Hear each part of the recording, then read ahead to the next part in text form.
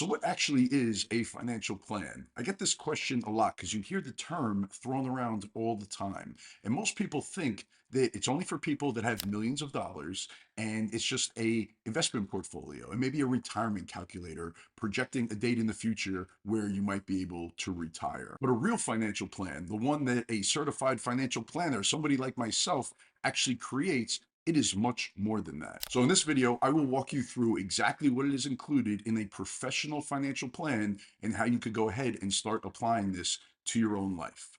All right, let's get to it. I've been a financial advisor now for almost 25 years, which is crazy.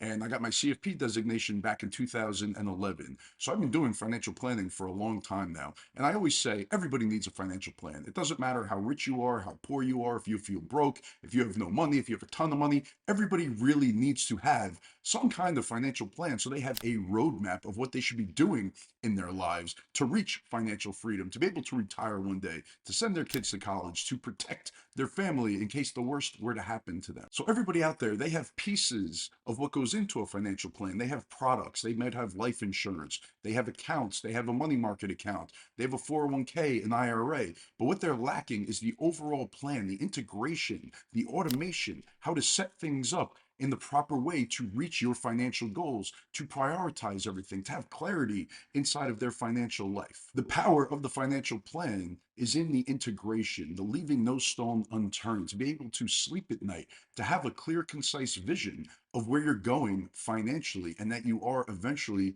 going to be able to reach all your goals. I can't tell you how many times people have come to me and they've said, I just don't know what the hell I'm doing. I don't know what I don't know. And I just need somebody to sit down with me and make sure that I'm doing the right things, that I'm going in the right direction, that I'm not missing anything that I should be taking advantage of, that there's no big gap in my financial life. And that is where a holistic, full financial plan really comes into play. So now a certified financial planner is going to follow a 6-step framework when creating a financial plan. Number one is going to be getting to know you, understanding your circumstances. Number two is going to be identifying your priorities, the goals that you might have. Number three is going to then analyze your current situation, where you currently stand. Number four is going to be to develop recommendations then based on getting to know your goals and your current situation. Number five will be to present and implement the plan. And then number six is going to be monitoring the plan going forward. So that is high level overview, the 6-step framework that a CFP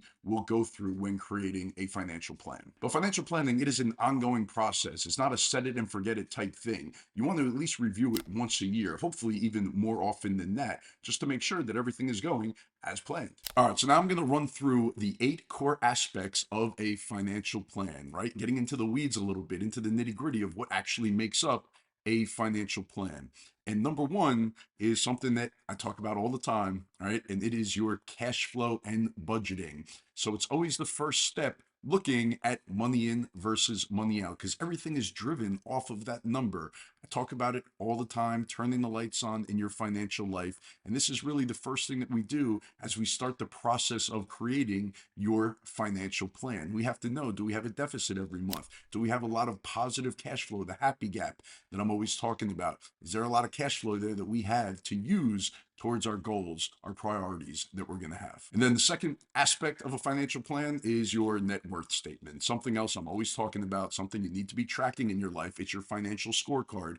So it's all of your assets. So if you own your own home, that is an asset. IRAs, 401ks, amount you have saved in the bank. If you own your car, those are all considered assets and they go on the asset side of that ledger.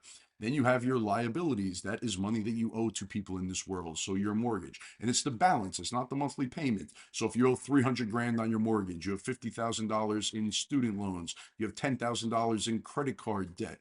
Those are all liabilities. You add all of those up, you subtract them from your assets, and that is your net worth. You want to make sure that your net worth is going this way, right? That it is always trending higher. And there are things that are going to be outside of your control that are going to directly impact your net worth. For example, 2022 was a year where a lot of people's net worth went down because the stock market was down over 20%, right? Things that are not really in your control, but you still want to track it and look at your net worth each and every year. And then number three is risk management and insurance. So having life insurance to cover your family in case the worst happened to you, your health insurance, your home and auto insurance, umbrella insurance, disability insurance, which is the worst, right? If you're not able to work and provide for your family anymore, but you haven't passed away, right? Life insurance is not going to kick in if you become disabled. So disability insurance also very important. And these are things that we look at. We go through and make sure, do you have adequate insurance? Are you protecting your loved ones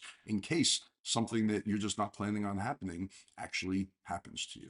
And then number four is investment planning. So, like your asset allocation, diversification, the types of accounts that you're investing in, right? Asset location, we call it. Brokerage accounts as well. Tracking your rate of return. How are your investments doing? All of this falls under number four, which is your investment planning. And then number five is retirement planning, projecting your future income, your expenses in retirement, what account balances you should expect to go into retirement with, Social Security, when is the optimal time to start that, Medicare, are you going to have a pension in retirement? All of these calculations to project when you could retire and what that might look like. What goals you have in retirement? Do you want to spend a ton of money right when you retire so you could go travel the world and have fun, take advantage of those go-go years? How much money do you need to set aside for that?